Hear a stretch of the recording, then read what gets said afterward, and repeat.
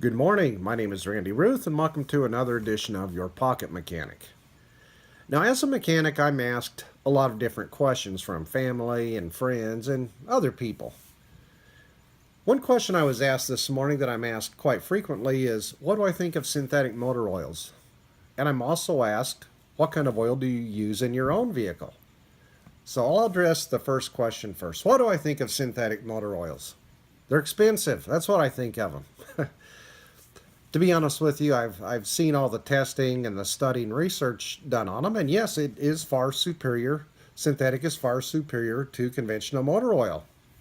It has a much higher resistance to breakdown, and therefore you're able to push your oil change intervals further out. In some cases, up to 15,000 miles between oil changes. So, yes, it's very superior. But what kind of oil do I use in my own vehicle? Well, I'm responsible for 5 different vehicles. I have my own, I have my wife's.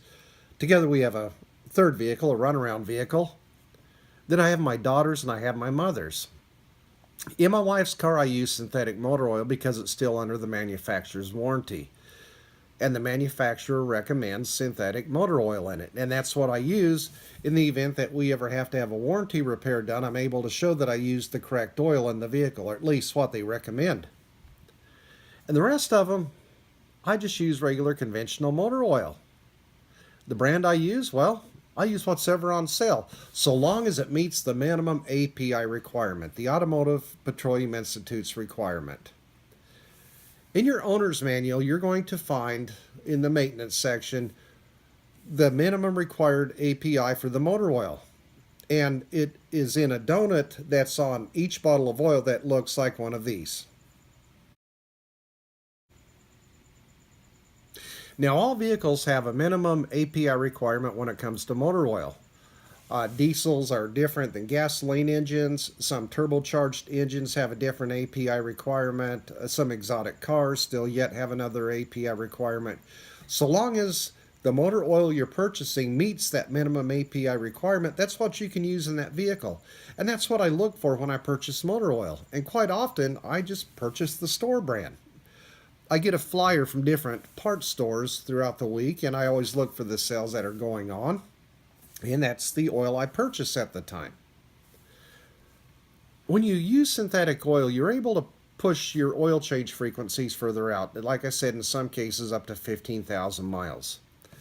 Now, on average, everybody in my family drives about 15,000 miles a year, so that would mean we would be changing the oil on these vehicles once a year if I was using synthetic motor oil.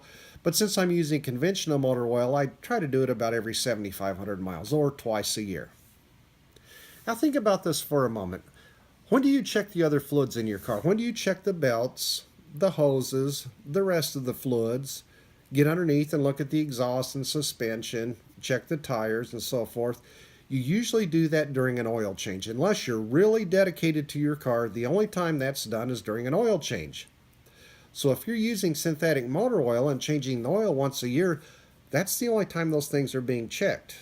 And I think you should do it a little more frequently than once a year.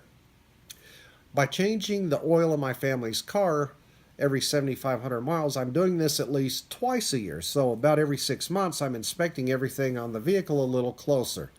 Yes, I know I should be doing it more often than that, but we all lead busy lives. All of us do. And I just don't have the time to check all of that on all these vehicles all the time. So at least it's getting done twice a year when I do the oil changes. And that's one of the reasons I use conventional motor oil. And plus, like I mentioned, it is much cheaper than the synthetic motor oil. Another question I'm asked is, do I use any additives? And there's a lot of them out there. The most common, and one of the oldest, of course, is STP. There's Slick 50. There's a whole bunch of different other ones. And to be quite honest with you, I haven't really done enough research on any of them because I don't use them. If the vehicle has a problem like it's leaking oil or burning oil or maybe it's a little bit noisy, I don't think putting an additive in there is the best answer because now you're masking a problem that should be fixed. Yes, it may slow down the leak, it may reduce the oil consumption, it may reduce the engine clatter, but it's only putting off the inevitable. At some point, it's just going to give in. And the further you push that out, of course, the more damage is being done. So no, I don't use any additives. If you do and you think they work for you, that's great. Continue using them. But when asked, what do I use? I don't use any of them. I just use simple, conventional motor oil and a good filter. And I'm happy. I seem to have good luck with my cars. So there you have it. What do I think of synthetic motor oil? It's expensive. What do I use in my own vehicle? I use conventional motor oil. What brand? What's ever on sale, so long as it meets the minimum API requirement.